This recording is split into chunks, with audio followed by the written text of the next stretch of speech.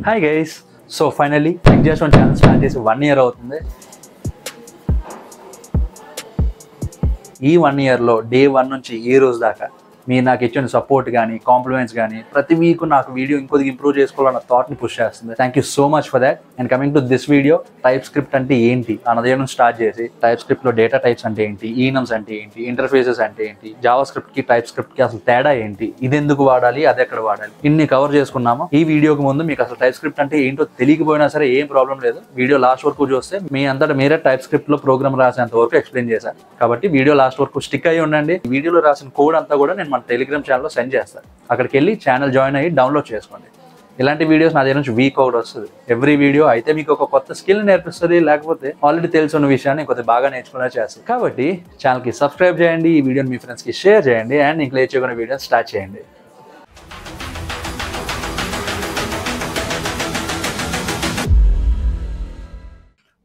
So ఈవేళ వీడియోలో మనం ఈ 12 కాన్సెప్ట్స్ కవర్ చేయబోతున్నాం. ఒకటి, what is TypeScript and why type script.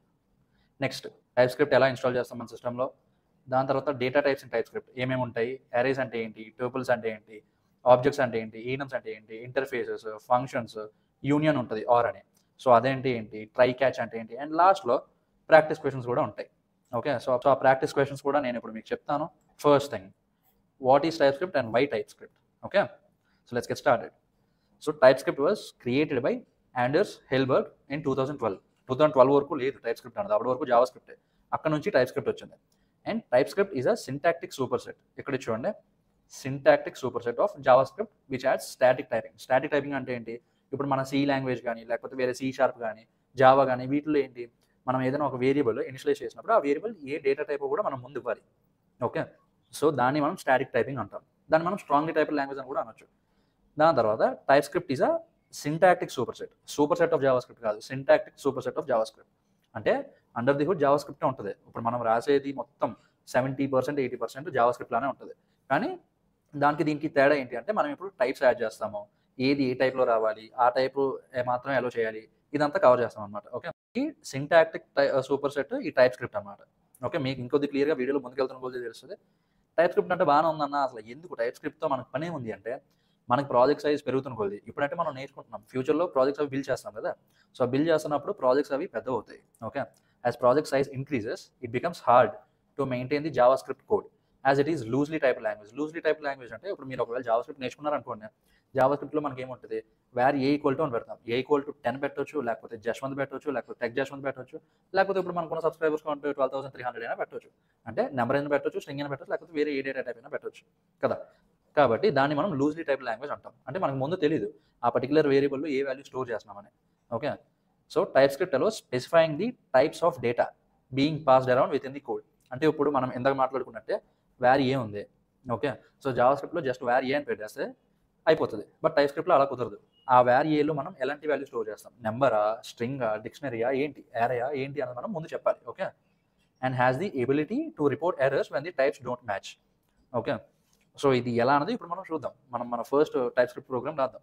First, installing type script. ఇప్పుడు మనం ఏం చేస్తాము అంటే, మీరు ఏ లొకేషన్లో అయితే టైప్ స్క్రిప్ట్ ప్రాక్టీస్ చేయాలనుకుంటున్నారో ఆ ఫోల్డర్ ఓపెన్ చేయండి. ఓపెన్ చేసి రైట్ క్లిక్ చేస్తే మీకు ఇక్కడ ఓపెన్ విత్ కోడ్ అని ఉంటుంది. ఒకవేళ లేకపోయినా సరే ఇక్కడ CMD అని కొట్టండి, కమాండ్ ప్రాంప్ట్ ఓపెన్ అవుతుంది. అయ్యాక ఇక్కడ చూడండి, CODE స్పేస్ ఇచ్చి డాట్ కొట్టి ఎంటర్ కొట్టండి. ఈ స్పెసిఫిక్ లొకేషన్లో మనకి VS కోడ్ ఓపెన్ అయిపోతుంది. ఒకసారి ఓపెన్ అయిపోయాక ఇంక ఇది క్లోజ్ చేసేయండి.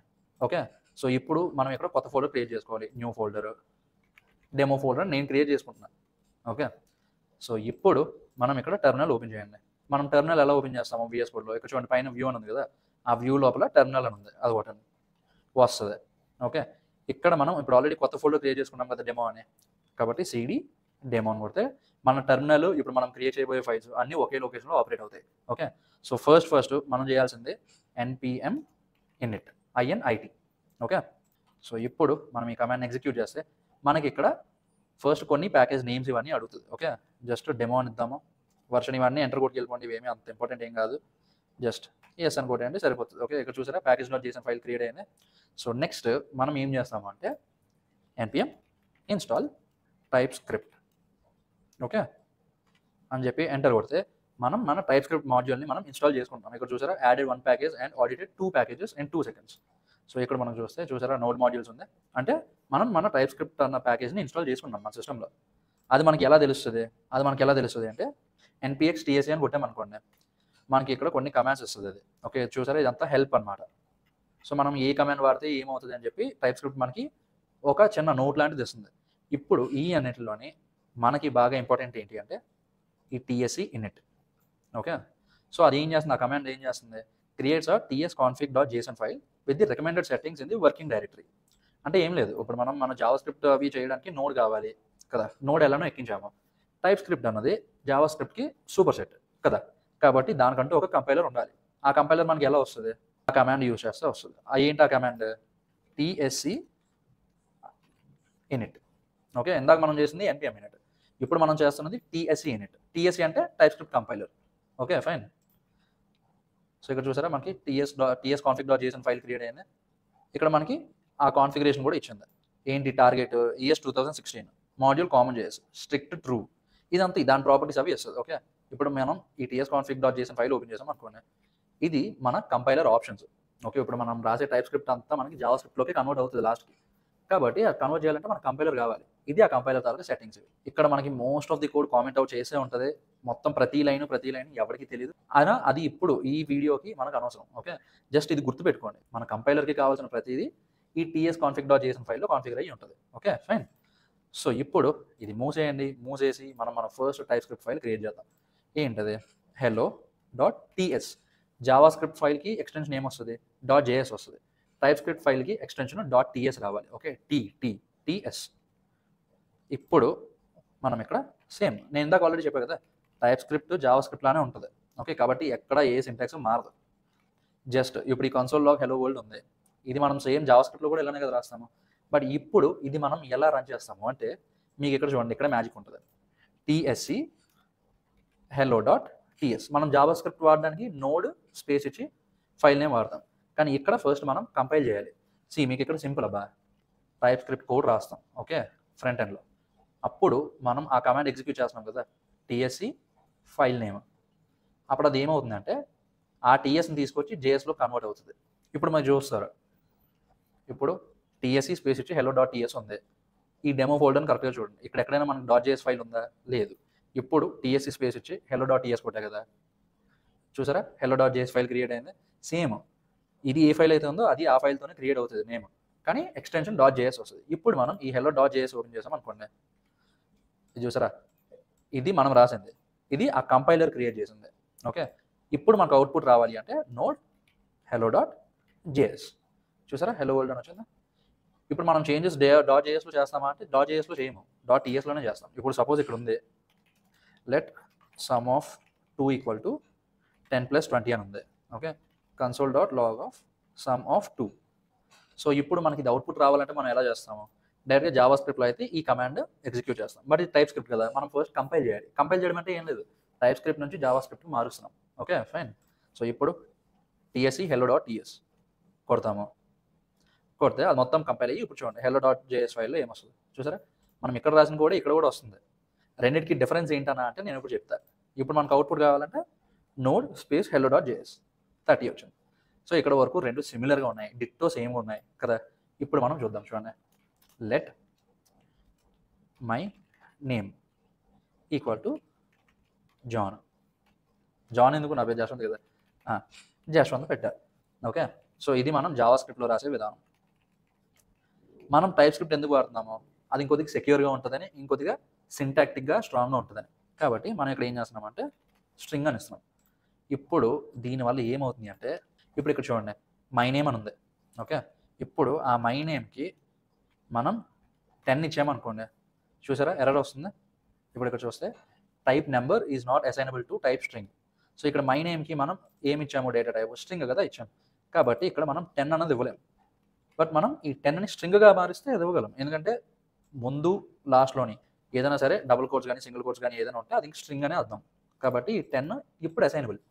ఇప్పుడు మనం console.log of my name అన్నది పెట్టాము, స్టేట్మెంట్ కంపైల్ చేద్దాము. tsc hello.ts కంపైల్ అయిపోయింది చూసారా. ఇప్పుడు మనం ఈ ఫైల్లోకి వెళ్దాం. చూసారా ఇక్కడ జావా స్క్రిప్ట్లో ఉందా మనం స్ట్రింగ్గా తీసామని? ఉండదు. ఎందుకంటే అది కంపైల్ చేసినప్పుడు యాజ్ ఇట్ ఈస్ జావా స్క్రిప్ట్లో మనం ఎలా కోడ్ రాస్తామో అలాగే తీసుకొస్తుంది.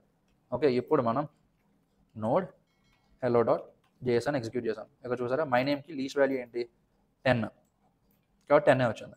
బట్ ప్రతిసారి మనం ఎలాగా ఫస్ట్ కంపైల్ చేసి దాని తర్వాత మళ్ళీ నోడ్ అది ఏం పెట్టాలి ఏంటన్నా అంటే అక్కర్లేదు. దానికి ఇంకో దారి ఉంది, npm install ts node. Okay, నేను ఇప్పుడు మాడ్యూల్స్ అవి ఇన్స్టాల్ చేయడానికి కమాండ్స్ అవి వాడుతున్నాను కదా, ఆ కమాండ్స్ అవి నేను కింద డిస్క్రిప్షన్లో పెడతాను. మీరు పాజ్ చేసి జూమ్ చేసి అంత కష్టపడకండి, జస్ట్ డిస్క్రిప్షన్లో ఉంటుంది, కాపీ చేసుకోండి, ఎగ్జిక్యూట్ చేసుకోండి. ఇప్పుడు మనం ఇక్కడ ఈ npm ఇన్స్టాల్ ts నోడ్ అనేది ఇన్స్టాల్ చేద్దాం.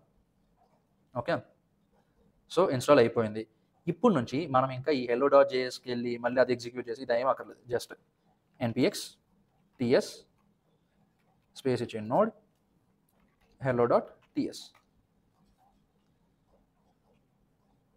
ఎగ్జిక్యూట్ చేస్తే ఇక్కడ చూసారా డైరెక్ట్గా మనకి ఇక్కడ అవుట్పుట్ వస్తుంది డైరెక్ట్గా ఈ డాట్ టీఎస్ ఫైల్తోనే. సో ఇక్కడ ఏం జరుగుతుంది అంటే మనకి ఇక్కడ 2 స్టెప్స్ ఉన్నాయి. ఒకటి కంపైలింగ్ టీఎస్, రెండోది ఎగ్జిక్యూటింగ్ జేఎస్. ఓకే, అంటే ఇక్కడ ఏమవుతుంది టీఎస్ఏ జేఎస్గా మారుతుంది, ఆ జేజం ఈ జేజంలో కూర్చున్నట్టు. ఇప్పటి వరకు మనం ఏం చేస్తున్నాము, కంపైల్ చేయడానికి ఒక కమాండ్, మళ్ళీ ఈ జావా స్క్రిప్ట్ ఎగ్జిక్యూట్ చేయడానికి మళ్ళీ ఇంకొక కమాండ్. టోటల్ ఇక్కడ ఎన్ని కమాండ్స్ అయ్యాయి? 2 అయ్యాయి.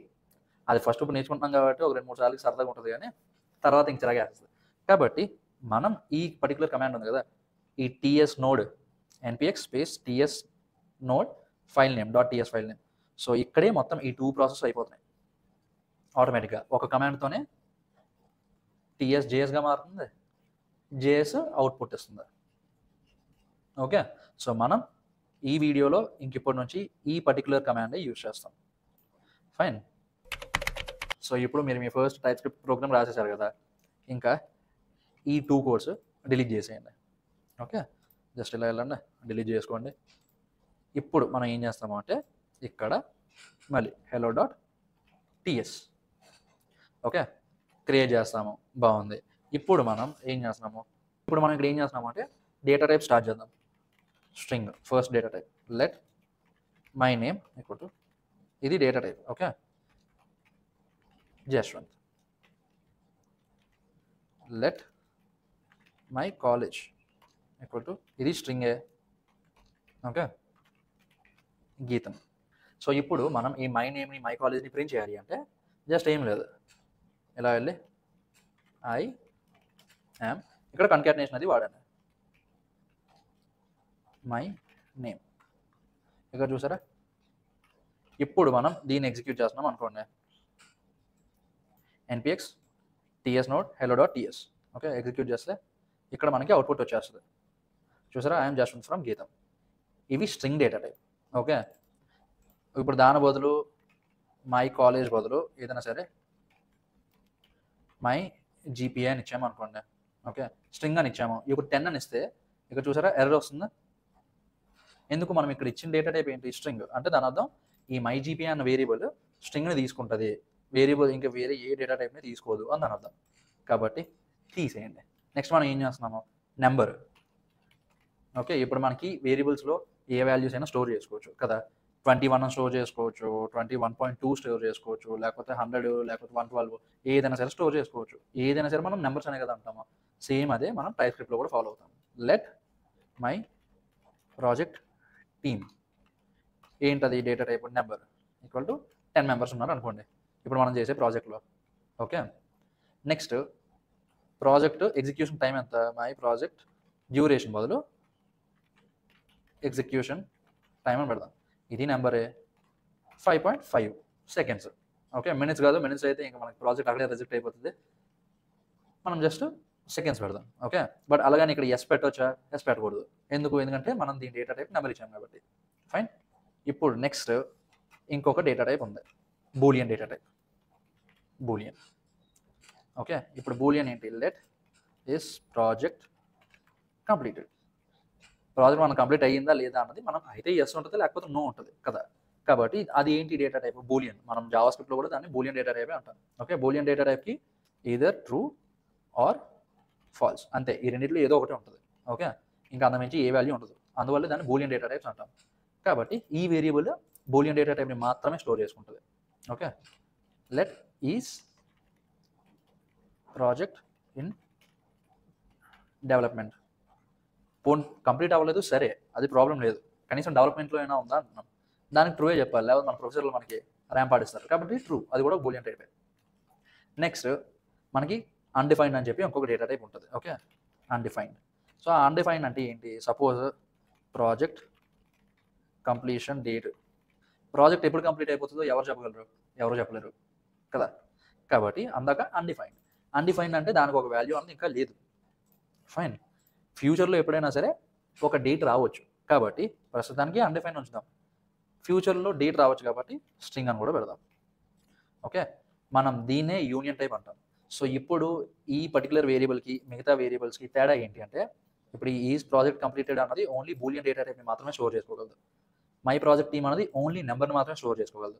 మై నేమ్ అన్న వేరియబుల్ ఓన్లీ స్ట్రింగ్ని మాత్రమే స్టోర్ చేసుకోగలదు. ఇంక ఇన్ని పెట్టాం కదా, let my project name string AI resume builder. Okay, last వీడియోలో మనం బిల్డ్ చేసింది, ప్రస్తుతానికి ఆ ప్రాజెక్టే వాడదాం. ఓకే, మీరు కావాలంటే ఆ వీడియో కూడా చూడండి, దాని లింక్ నేను కింద డిస్క్రిప్షన్లో పెడతాను. సో ఇప్పుడు మనం console.log of project completion date అని ఉంది. ఓకే, సో ఇప్పుడు మనం ఈ పర్టికులర్ hello.ts ఫైల్ని ఎగ్జిక్యూట్ చేస్తున్నాం అనుకోండి. npx స్పేస్ ఇచ్చి ts నోట్. ఇది బాగా గుర్తుంచుకోండి, కావాలంటే నేను ఈ కమాండ్ కింద కూడా పెడతాను.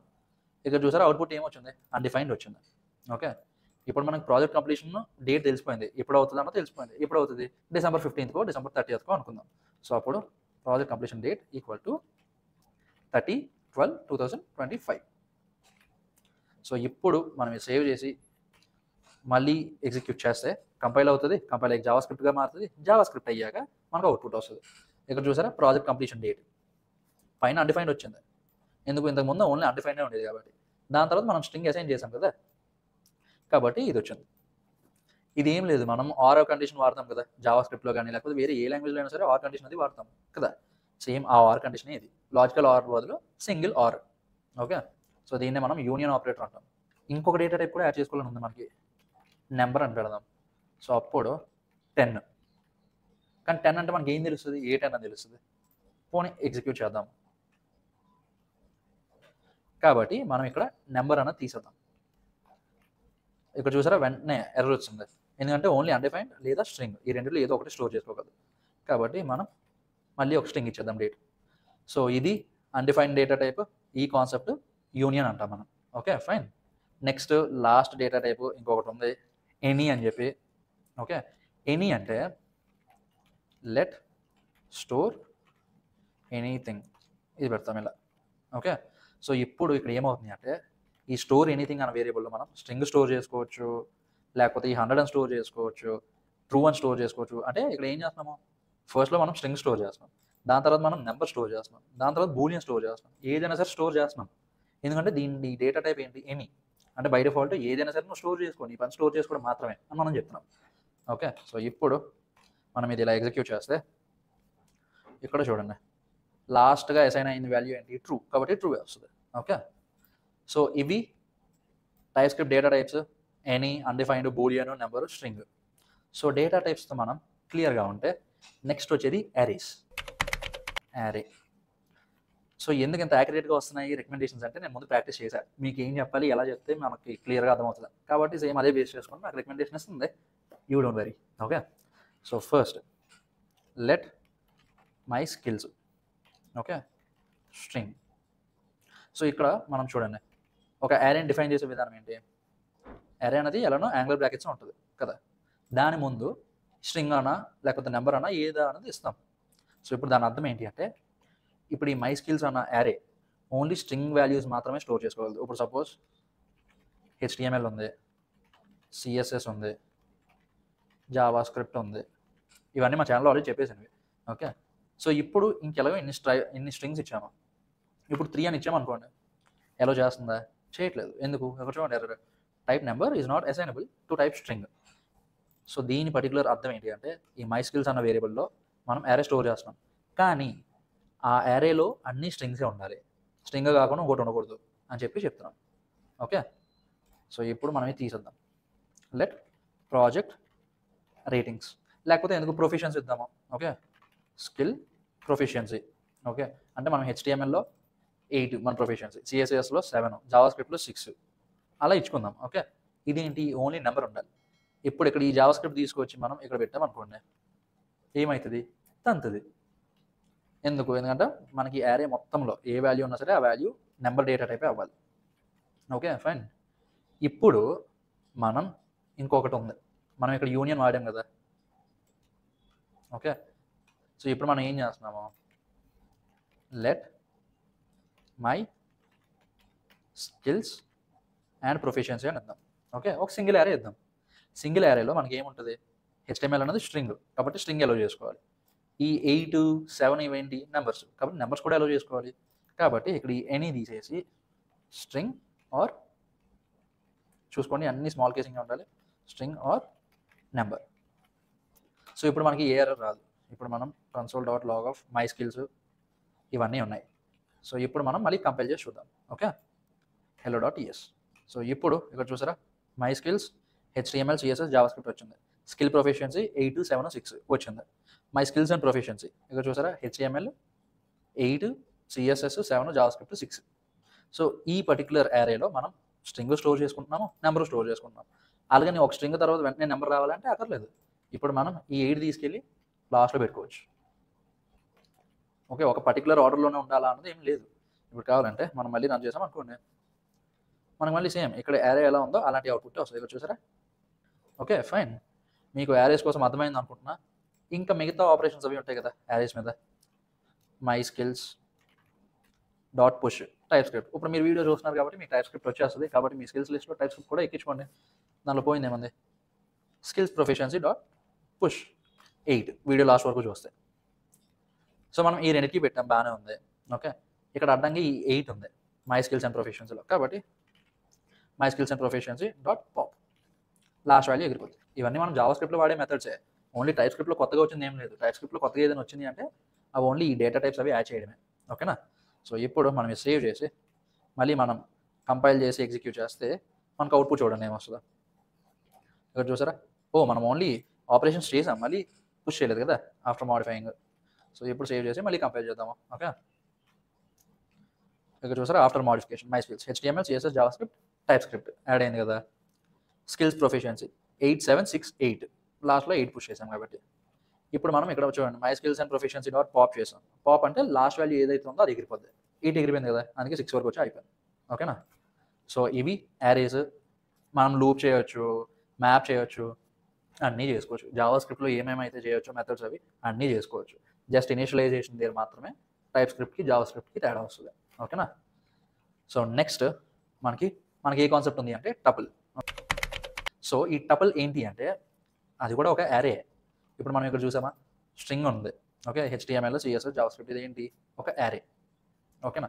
బట్ ఈ టపుల్ ఏంటి అంటే ఒక స్ట్రక్చర్డ్ యారే. సో ఇప్పుడు సపోజ్ ఇంటర్వ్యూ అని ఉంది. ఓకే, ఇంటర్వ్యూ డీటెయిల్స్ అని ఉంది, పోనీ అది ఎలా వస్తుంది కదా.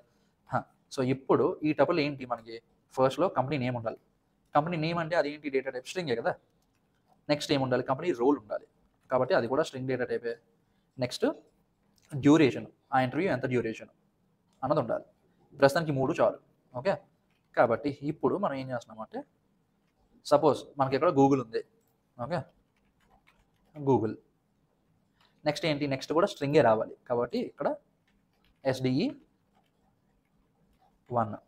నెక్స్ట్ డ్యూరేషన్ ఎంతసేపు ఉండాలి, 45 minutes అనుకోండి. చూసారా, ఇప్పటి వరకు ఎర్రర్ వచ్చింది, ఇప్పుడు ఎర్రర్ పోయింది. ఎందుకంటే ఇక్కడ ఫస్ట్ పొజిషన్లో మనం స్ట్రింగ్ వస్తుందని చెప్పాము, స్ట్రింగే వచ్చింది. నెక్స్ట్ పొజిషన్లో స్ట్రింగ్ వస్తుందని చెప్పాము, స్ట్రింగే వచ్చింది. లాస్ట్ పొజిషన్లో నెంబర్ వస్తుందని చెప్పాము, నెంబరే వచ్చింది. Okay fine. సో ఇప్పుడు మనం అసలు ఈ టపుల్స్ ఎందుకు వాడతామన్నా అంటే ఇప్పుడు మనకి ఈ ఇంటర్వ్యూ డీటెయిల్స్ అనేది ఒక స్పెసిఫిక్ స్ట్రక్చర్లో ఉంది. ఏంటి ఆ స్ట్రక్చర్, ఫస్ట్ది 0th ఇండెక్స్లో ఉన్నది ఇప్పుడు కంపెనీ నేమే ఉంటుంది. 1 ఇండెక్స్లో ఉన్నది ఇప్పుడు రోల్ నేమే ఉంటుంది. 3rd లాస్ట్ ఇండెక్స్లో ఉన్నది ఇప్పుడు ఆ ఇంటర్వ్యూ డ్యూరేషన్ ఎంత అన్నదే ఉంటుంది. ఓకే, మనం ఇక్కడ డిసైడ్ అయిపోవచ్చు. సో ఇప్పుడు మనం డీస్ట్రక్చర్ చేసాం అనుకోండి, let company name role interview duration. So ఇచ్చి ఇక్కడ చూసారా ఇంటర్వ్యూ డీటెయిల్స్. అప్పుడు ఏమవుతుంది, ఇక్కడ ఈ గూగుల్ వచ్చి ఈ కంపెనీ నేమ్కి అసైన్ అవుతుంది. ఈ SDE 1 అన్న ఈ వాల్యూ వచ్చి ఈ రోల్కి అసైన్ అవుతుంది. ఈ 45 అన్నది వచ్చి ఈ ఇంటర్వ్యూ డ్యూరేషన్కి అసైన్ అవుతుంది. ఓకే, ఇప్పుడు మనం console dot log of company name, role, interview duration ఇది ఇచ్చాము. ఓకే, ఇప్పుడు మనం మళ్ళీ కంపైల్ చేద్దామా? ఇక్కడ చూడండి, ఇది npx ts node hello.ts enter కొడితే చూసారా, company name Google, role SDE1, interview duration 45 minutes. Okay, ఎందుకంటే మనం ఒక స్పెసిఫిక్ స్ట్రక్చర్ ఇచ్చాము ఆల్రెడీ. ఫస్ట్ ఎప్పుడు స్ట్రింగ్ ఏ ఉంటుంది, ఆ స్ట్రింగ్ కూడా కంపెనీ నేమే ఉంటుంది. దాని తర్వాత ఎప్పుడు స్ట్రింగ్ ఏ ఉంటుంది, ఆ స్ట్రింగ్ ఏంటి, రోల్, మనం ఏ రోల్కి అప్లై చేస్తున్నామో ఆ రోల్. లాస్ట్ ఎప్పుడు నెంబరే ఉంటుంది, ఆ నెంబర్ ఏంటి, ఆ ఇంటర్వ్యూ డ్యూరేషన్. ఓకే, సో ఇది ఇంటర్వ్యూ డీటెయిల్స్ తాలూకా స్ట్రక్చర్. మనం కావాలంటే దీన్ని అరేగా కూడా చేయొచ్చు. అరేగా ఎలా చేయొచ్చు, ఇప్పుడు మనం ఇక్కడ ఇంకొక అరే ఇచ్చాం ఇలా. సో అప్పుడు దీని అర్థం ఏంటి అంటే జస్ట్ మన రెగ్యులర్ యారేస్ లానే. సో ఇప్పుడు ఇక్కడ దీని అర్థం ఏమవుతుంది, ఇంటర్వ్యూ డీటెయిల్స్ అన్నది ఇప్పుడు ఒక యారే. ఆ యారేలో మళ్ళీ నెస్టెడ్ యారేస్ ఇవన్నీ. ఆ యారే లోపల ప్రతి యారే మళ్ళీ ఈ పర్టికులర్ స్ట్రక్చర్లో ఉంటుంది. ఓకే, అందువల్లే ఇది పేరెంట్ యారే. దాని లోపల ఉన్న ప్రతి యారే ఈ పర్టికులర్ స్ట్రక్చర్లోనే ఉంటుంది. ఇప్పుడు మనం గూగుల్కి పెట్టాము, నెక్స్ట్ మైక్రోసాఫ్ట్ పెడదాము, మైక్రోసాఫ్ట్ SDE1 50, దాని తర్వాత అమెజాన్ పెడదాము. ఓకే, ఇక్కడ మనకి ఎన్ని ఉన్నాయి, త్రీ చిల్డ్రన్ ఉన్నాయి. ఈ 3 చిల్డ్రన్ ఈ పర్టికులర్ యారేలో ఉన్నాయి. సో దాన్ని మనం ఇలా డిఫైన్ చేసాం. ఇప్పుడు మనం ఒక్కొక్క దాన్ని లూప్ చేయొచ్చు. ఎలా లూప్ చేయొచ్చు, interview details dot map interview. Okay, వస్తుంది. ఇప్పుడు మనకి ఇక్కడ మనం ఇది పెట్టుకుంటున్నాం. ఓకే, ఇంక ఇవన్నీ తీసేద్దాం. సో ఇప్పుడు మనం చూద్దాం, ఇంటర్వ్యూ ఉంది. Okay, console dot log of interview. So ఇప్పుడు మనం దీన్ని రన్ చేస్తే మనకు అక్కడ చూడండి, ఈ గూగుల్ SDE1 45 అన్నది ఈ లైన్లో ప్రింట్ అవుతుంది. ఓకే, అప్పుడు ఈ పర్టికులర్ యారే డీస్ట్రక్చర్ అయ్యి ఫస్ట్ది ఈ కంపెనీ నేమ్లోకి వస్తుంది, నెక్స్ట్ ఏ వాల్యూ ఉందో అది రోల్లోకి వస్తుంది, దాని తర్వాత ఏ వాల్యూ ఉందో అది ఇంటర్వ్యూ డ్యూరేషన్లోకి వస్తుంది. దాని తర్వాత మనం ఒక్కొక్క వేరియబుల్ని మనం కన్సోల్ చేస్తున్నాం. చూసారా, ఇక్కడ గూగుల్ SDE1 45 minutes, దాని తర్వాత Microsoft SDE1 50, Microsoft SDE1 50 minutes, దాని తర్వాత ఏంటి, అమెజాన్ SDE1 60 minutes. సో ఇది మనం యారేస్ని అవి వాడే విధానం. ఓకే, యారేస్ వాడేసాము, టపుల్స్ వాడేసాము, అన్నీ అయిపోయి ప్రస్తుతానికి. దీని తర్వాత మనకి ఏముంది అంటే ఆబ్జెక్ట్ ఉంది. ఆబ్జెక్ట్ అంటే ఇప్పుడు సపోజ్ లెట్ ప్రాజెక్ట్ డీటెయిల్స్ అని చెప్పి ఒక వేరియబుల్ ఉంది. ఓకే, ప్రస్తుతానికి అది అలా వదిలేయండి. ఇప్పుడు మనకు ప్రాజెక్ట్ డీటెయిల్స్ అన్నాక మనం ఏమేమి ఇవ్వాలి, డీటెయిల్స్, ప్రాజెక్ట్ నేమ్ ఇవ్వాలి. ఓకే, ప్రాజెక్ట్ డిస్క్రిప్షన్ ఇవ్వాలి, ప్రాజెక్టు ఎంతమంది ఉన్నారో ఇవ్వాలి, ఇవన్నీ ఇవ్వాలి కదా.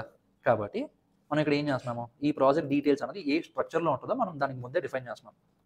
సో ఏంటి, ఒకటి ప్రాజెక్ట్ నేమ్ వస్తుంది, దాని డేటా టైప్ స్ట్రింగ్ అని చెప్తున్నాం. రెండోది ప్రాజెక్ట్ డిస్క్రిప్షన్ వస్తుంది, అది స్ట్రింగ్ అనే చెప్తున్నాం.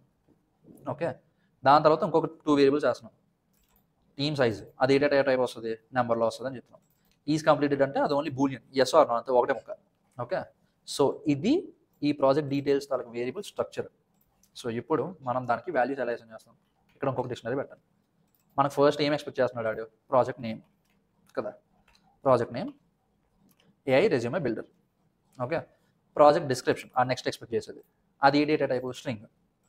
కాబట్టి మనకి ఇంకేం పని లేకుండా మొత్తం VS కోడ్ సజెస్ట్ చేస్తుంది. బట్ ఓకే, ఇట్స్ ఫైన్, నేను మీకు కాన్సెప్ట్స్ అవి ఎక్స్ప్లెయిన్ చేస్తున్నాను కదా, మీరు శుభ్రంగా వినండి, నేర్చుకోండి.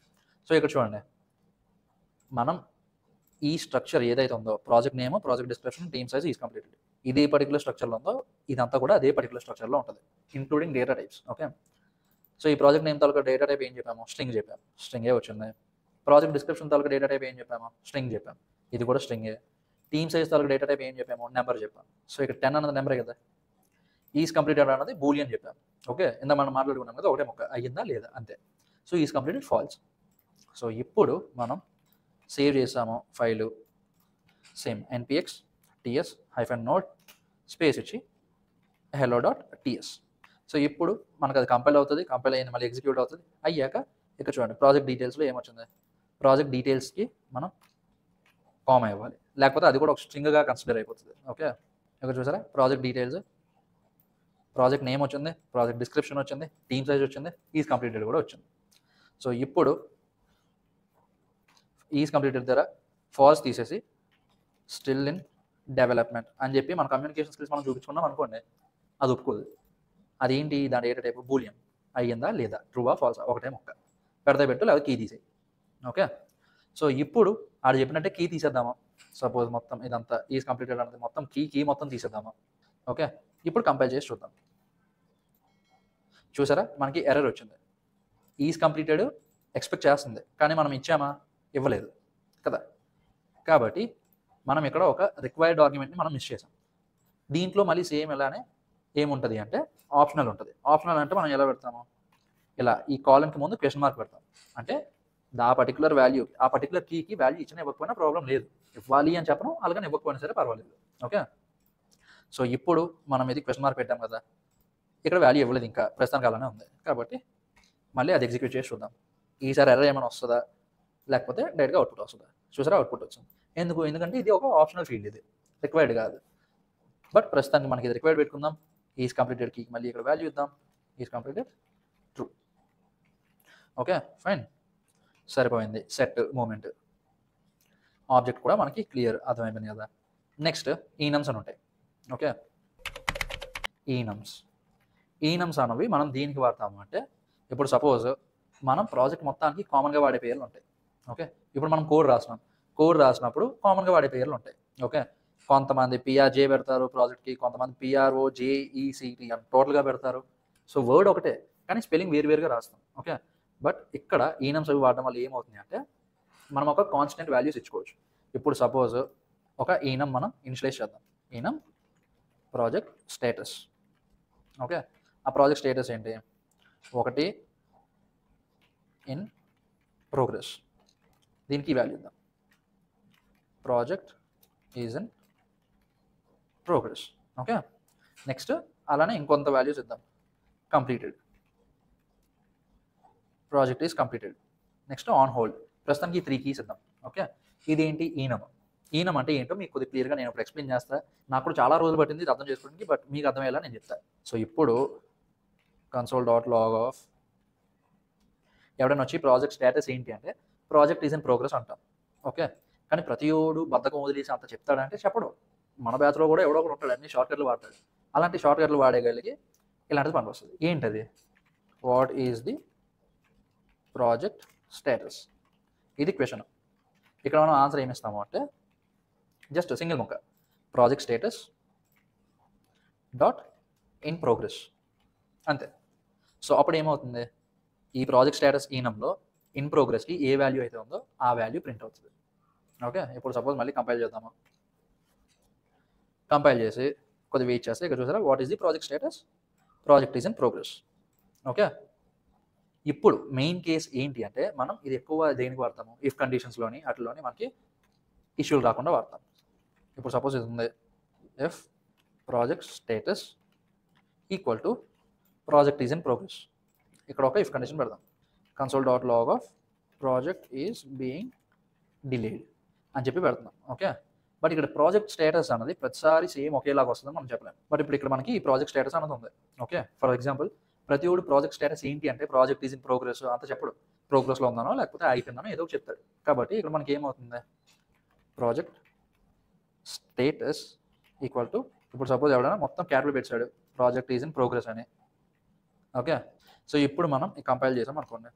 కంపైల్ చేస్తే ఇక్కడ మనం చూడండి ఇది ఈక్వలే. ఓకే, కానీ మనకి కండిషన్ రైట్ అవ్వలేదు. ఎందుకంటే మనం ఇక్కడ మొత్తం క్యాపిటల్ కేసింగ్ ఇచ్చాం కాబట్టి. ఓకే, అదే దాని బదులు project status dot in progress అని ఇచ్చాము అనుకోండి. ఓకే, ఇప్పుడు మనం మళ్ళీ పెడదాము, కంపైల్ చేద్దాము.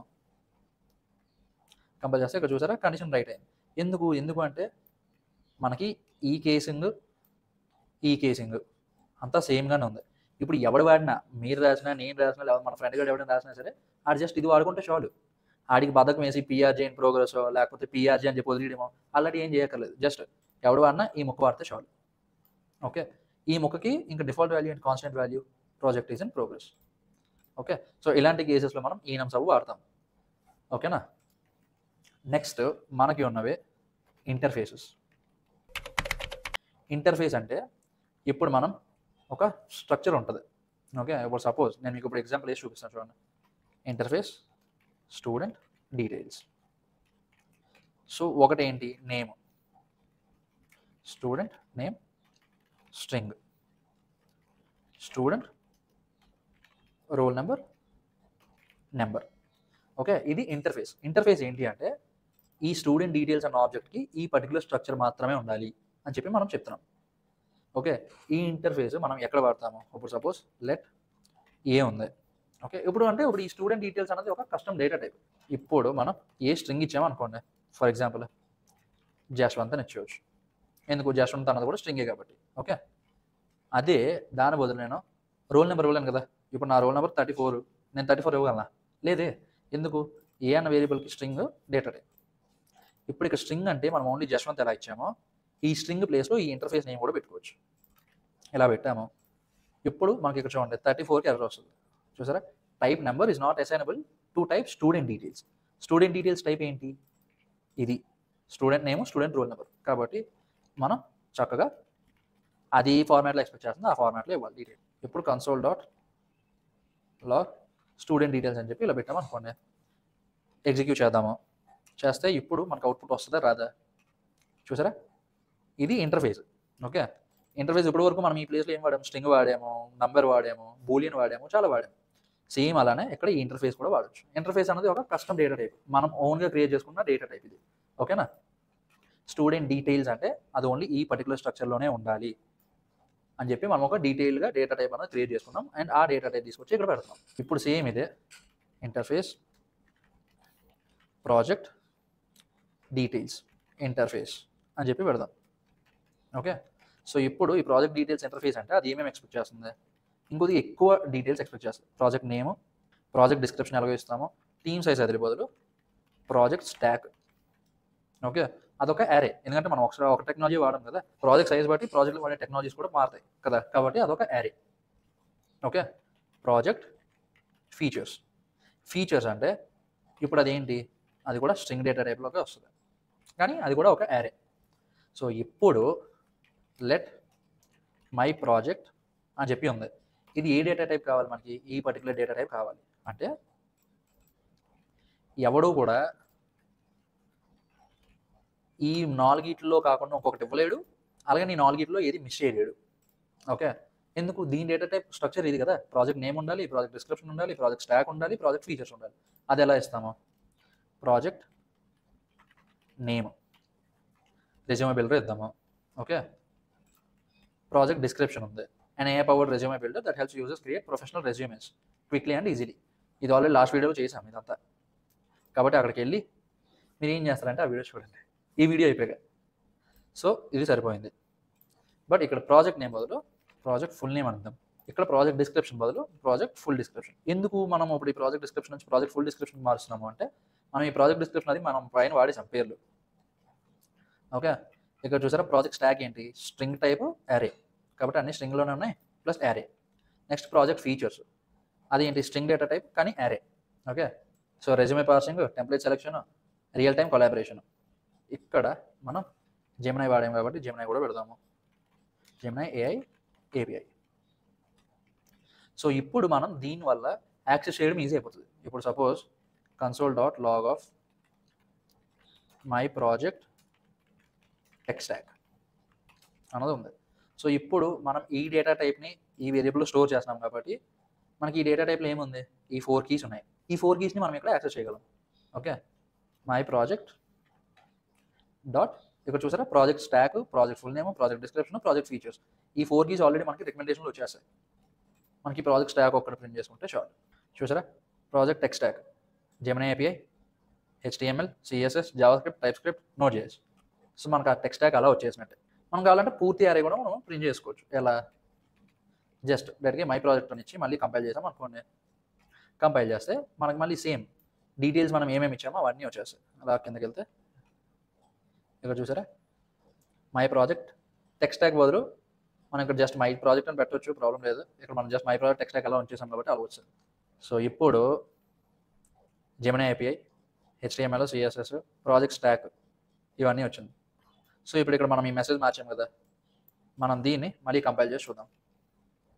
చూసారా? మై ప్రాజెక్ట్ అని వచ్చింది. My project, project full name, AI resume builder, project full description. మనం ఏ వాల్యూ ఇచ్చామో ఆ వాల్యూ వచ్చింది. ప్రాజెక్ట్ టెక్స్ట్ ట్యాగ్ మొత్తం అంతా స్ట్రింగ్ యారే కదా, కాబట్టి అది వచ్చింది.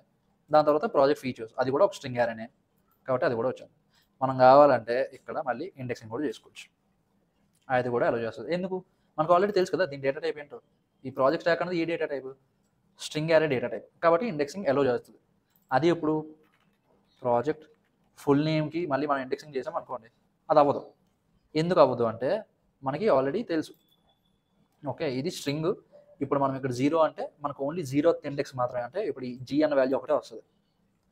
ఓకే, అదే ఇప్పుడు సపోజ్ ఇక్కడ ఇంకొక ఇద్దాం, ప్రాజెక్ట్ టీమ్ సైజ్, ఇది నెంబర్ అని ఇచ్చాం కదా, ఆప్షనల్ ప్రాపర్టీ, అంటే ఇవ్వాలనుకుంటే ఇవ్వచ్చు, లేకపోతే లేదు. మనం ఇక్కడ ఇవ్వలేదు, కానీ మనకి ఇక్కడ ఇండెక్సింగ్ చేయాలి. ప్రాజెక్ట్ టీమ్ సైజ్, ఇక్కడ చూసారా మనకు మొత్తం ఎర్రర్ వచ్చింది. ఎందుకు ఎర్రర్ వచ్చింది, ఈ ప్రాజెక్ట్ టీమ్ సైజ్ అనేది నెంబర్ డేటా టైప్ అని మనకు తెలుసు, నెంబర్ అనేది పాస్ చేయలేమని కూడా మనకు తెలుసు, కాబట్టి ఇది ఎర్రర్ వస్తుంది టైప్ స్క్రిప్ట్లో. ఓకే, సో ఇది ఇంటర్ఫేస్ కదా. నెక్స్ట్ ఏమున్నాయి అంటే లాస్ట్ ఫంక్షన్స్ ఉన్నాయి. ఫంక్షన్స్ మనం జావా స్క్రిప్ట్లో జనరల్గా ఒక ఫంక్షన్ ఎలా రాస్తాము, function add to numbers. Okay, జనరల్గా ఏ ఇస్తాము, బి ఇస్తాము, రిటర్న్ ఏ ప్లస్ బి అని ఇస్తాం. Okay fine. ఇప్పుడు మనం ఇక్కడ console.log of addition of 2 and 3 అని చెప్పి ఇక్కడ మనం పాస్ చేస్తున్నాం, బాగానే ఉంది. బట్ ఇక్కడ మనకి ఎర్రర్ వస్తుంది. ఇక్కడ చూడండి, parameter A implicitly has an any type. Any type అంటే ఇప్పుడు మనం ఇక్కడ సపోజ్ ఇది ఉంది, 2, 3 రెండు నెంబర్స్ ఇచ్చి ఒకటి, నెక్స్ట్ 5, 4 ఇలా ఇద్దాం. ఇప్పుడు మనం చూద్దాం మనకి ఎర్రర్ వస్తుందా లేకపోతే అవుట్పుట్ వస్తుందా, ఏమొస్తుందో ఇప్పుడు నేను మీకు చూపిస్తాను. మళ్ళీ కంపైల్ చేద్దాము, చూసారా ఎర్రర్ వచ్చింది. సో మనం ఇక్కడ ఏం చేస్తామంటే ఈ ఏ అన్న పారామీటర్ ఏ data type, number. Okay, B అన్న పారామీటర్ ఏ డేటా టైప్, నెంబర్. సో ఇప్పుడు మనం ఇక్కడ డేటా టైప్స్ ఇచ్చేగానే ఇక్కడ చూసారా వెంటనే మనకి ఇక్కడ ఎర్రర్ వచ్చింది. ఎందుకు, దీని మీద హోవర్ చేస్తాం మనకు తెలిసిపోతుంది.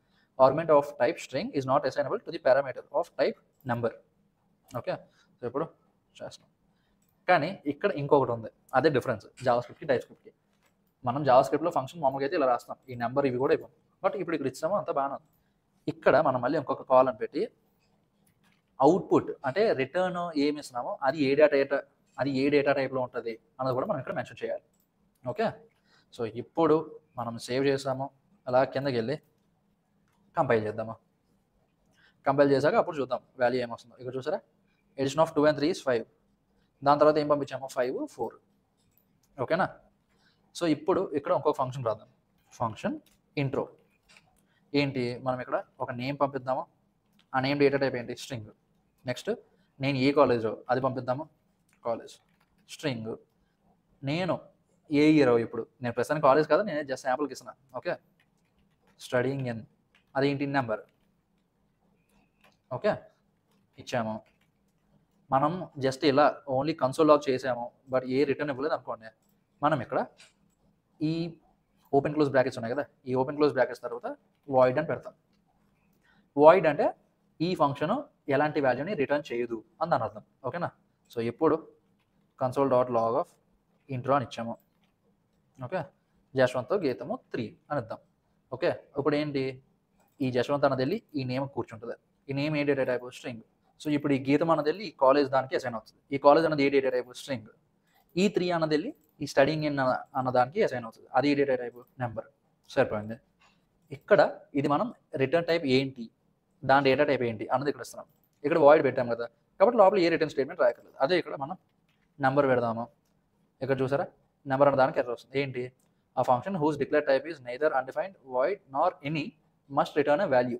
అంటే దీని అర్థం ఏంటి అంటే ఇక్కడ నువ్వు నెంబర్ డేటా టైప్ రిటర్న్ చేస్తుందని చెప్పు, బాగానే ఉంది, కానీ ఇది ఏం రిటర్న్ చేయట్లేదే. ఇప్పుడు రిటర్న్ 1 అని పెట్టాం అనుకోండి, చూసారా 1 అన్నది ఏంటి, నెంబర్, కాబట్టి నెంబర్ మనం రిటర్న్ చేస్తున్నాం కదా, కాబట్టి మనకి ఇక్కడ ఇష్యూ రాదు. Okay fine. సో ఇది ఫంక్షన్స్ని రాసే విధానం. ట్రై క్యాచ్ ఉంది ఇంకా.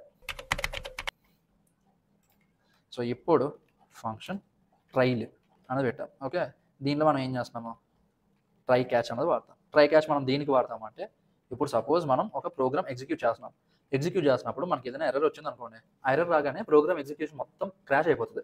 ఓకే, బట్ అది డెవలప్మెంట్లో పర్లేదు, కానీ మనం ఒక అప్లికేషన్ హోస్ట్ చేస్తున్నా లేకపోతే మనం ఏదైనా ఒక ప్రాజెక్ట్ని చూపిస్తున్నా సరే ఎర్రర్ వచ్చినప్పుడు ఆ ఎర్రర్ని హ్యాండిల్ చేసుకోగలగాలి మన ప్రోగ్రామ్. ఓకే, అంతేగాని మొత్తం క్రాష్ అయిపోకూడదు. క్రాష్ అయిపోతే మన ప్రోగ్రామ్ సరిగ్గా రాయలేనట్టు. కాబట్టి ఆ ఎర్రర్ హ్యాండ్లింగ్కి మనం ఈ ట్రై క్యాచ్ అన్న బ్లాక్ని వాడతాం. ఓకే, ఇప్పుడు సపోజ్ ఇఫ్ రైజ్ ఎర్రర్ అని ఉంది. Okay, throw new error. ఇక్కడ ఈ రైజ్ ఎర్రర్ అన్నది జస్ట్ బూలియన్ డేటా టైప్ మాత్రమే వస్తుంది. Okay, console.log error catch ex. So ఇప్పుడు దీని అర్థం ఏంటి అంటే ఈ ఫస్ట్ మన ప్రోగ్రామ్ ఎగ్జిక్యూషన్ ఈ ట్రై బ్లాక్ ఉంది కదా, ఈ ట్రై బ్లాక్ లోపల ఏదైతే ఉందో అదంతా ఎగ్జిక్యూట్ అవుతుంది. ఎక్కడైనా ప్రోగ్రామ్ క్రాష్ అయినా లేకపోతే ఏదైనా ఒక ఎర్రర్ వచ్చినా సరే వెంటనే ఆ ఎగ్జిక్యూషన్ తీసుకెళ్ళి మనకి ఈ క్యాచ్ బ్లాక్లోకి ఇచ్చేస్తుంది. అప్పుడు ఏమవుతుంది, ఈ క్యాచ్ బ్లాక్లో ఏదైతే ఉందో అది ఎగ్జిక్యూట్ అవుతుంది. ఇప్పుడు మనం సపోజ్ ఇది చూద్దాం, ట్రైల్ అన్నది ఉంది. ఓకే, జస్ట్ ఇది మనం ఇంకా ఇప్పుడు బేసిక్ నేర్చుకుంటున్నాం కాబట్టి నేను ఏం చేశాను, ఇక్కడ ఎల్స్ కూడా పెడదాం, నో ఎర్రర్. సో ఇక్కడ మనం ఏం చేస్తున్నాము, రైజ్ ఎర్రర్ని మనం రైజ్ చేయాలా లేదా అన్నది కూడా మనమే పంపిస్తున్నాం. ఓకే, సో ఒకవేళ ఇది ట్రూ అయింది అనుకోండి, ఒక న్యూ ఎర్రర్ని మనమే రైజ్ చేస్తున్నాం. న్యూ ఎర్రర్ రైజ్ చేయడం అంటే ఆటోమేటిక్గా ప్రోగ్రామ్ని క్రాష్ చేసేమని చెప్తున్నాం. సో అప్పుడు క్రాష్ చేసేమని చెప్తున్నప్పుడు ఒక మనకి ఎర్రర్ రైజ్ అవుతుంది. ఆ ఎర్రర్ దేనికి రైజ్ అవుతుంది, ప్రోగ్రామ్ క్రాష్ అయిపోదు కానీ ఎగ్జిక్యూషన్ ఇంకా కిందకి వెళ్దాం. ఓకే, ఇప్పుడు సపోజ్ ఇది ఉంది. సో ఇప్పుడు మనం ఇది సేవ్ చేసి కంపైల్ చేస్తున్నాం అనుకోండి. చూసారా, an error occurred. సరిపోయింది కదా, త్రో న్యూ ఎర్రర్. దాని తర్వాత అది ఏంటి, ఈ ఎర్రర్ కాట్లోకి వచ్చింది. Okay fine. సో ఫస్ట్ మనం ఎర్రర్ ఏం రైజ్ చేయలేదు అనుకోండి, నో ఎర్రర్లోకి వెళ్ళిపోయింది, బాగానే ఉంది, నో ఎర్రర్. అదే నెక్స్ట్ మనం ఏంటి పంపించాం, ఆర్గ్యుమెంట్ ట్రూ పంపించాం, అంటే ఎర్రర్ రైజ్ చేయమని పంపిస్తున్నాం. ఎర్రర్ రైజ్ చేయమని పంపించినప్పుడు ఈ కండిషన్ ట్రూ అయింది కదా, అప్పుడు ఈ కండిషన్ ట్రూ అయితే ఇక్కడ ఏమైంది, ఒక న్యూ ఎర్రర్ అనేది త్రో చేసింది మన ప్రోగ్రామ్. ఆ ఎర్రర్ త్రో చేశాక అప్పుడు ప్రోగ్రామ్ ఎగ్జిక్యూషన్ ఎక్కడికి వెళ్ళిపోతుంది, డైరెక్ట్గా ఈ లైన్కి వెళ్ళిపోతుంది. ఓకే, సో దీన్ని మనం ట్రై క్యాచ్ బ్లాక్ అంటామా. ముందు ప్రాజెక్ట్స్ అవి చేస్తున్న కొద్ది ఇవి ఇంకొద్ది క్లియర్గా అర్థమవుతాయి మీకు. సో ఇక్కడతో మనకి టైప్ స్క్రిప్ట్ అనేది ఎగ్జిక్యూట్ చేయడానికి మన ప్రోగ్రామ్స్ రాయడానికి ఎంత నాలెడ్జ్ కావాలో అంత నాలెడ్జ్ వచ్చేసింది. మీరు ప్రాక్టీస్ చేయండి. ఆ ప్రాక్టీస్ క్వశ్చన్స్ అవి కూడా నేను ఇప్పుడు సెండ్ చేస్తాను, మీరు ఈ వీడియో చూసే టైంకి వచ్చేసి ఉంటాయి. కాబట్టి టెలిగ్రామ్ ఛానల్కి వెళ్ళి ఆ ఫైల్స్ అవి డౌన్లోడ్ చేసుకోండి. ఓకే, ఇప్పుడు ఈ టైప్ స్క్రిప్ట్కి సంబంధించినవి. So with that said, subscribe to Tech Jashwant. మీరు వీడియో లాస్ట్ వరకు చూసారంటే మీకు వీడియో నచ్చిందని అనుకుంటున్నా. కాబట్టి మీ ఫ్రెండ్స్ కూడా సజెస్ట్ చేయండి మన ఛానల్ని, వాళ్ళు కూడా చూసి నేర్చుకుంటారు. అండ్ మీరు సబ్స్క్రైబ్ చేయండి ఒకవేళ చేయకపోతే. అండ్ ఇవి క్లికబుల్ లింక్స్. ఓకే, ఒకటి యూట్యూబ్ది, ఒకటి టెలిగ్రామ్ది, ఒకటి ఇన్స్టాగ్రామ్ది. రెండు వచ్చేసేయండి. ఇన్స్టాగ్రామ్లో ఫాలో చేయండి, యూట్యూబ్లో సబ్స్క్రైబ్ చేయండి, టెలిగ్రామ్ ఛానల్కి జాయిన్ అవ్వండి. మనం వచ్చే వీక్ కలుద్దాం.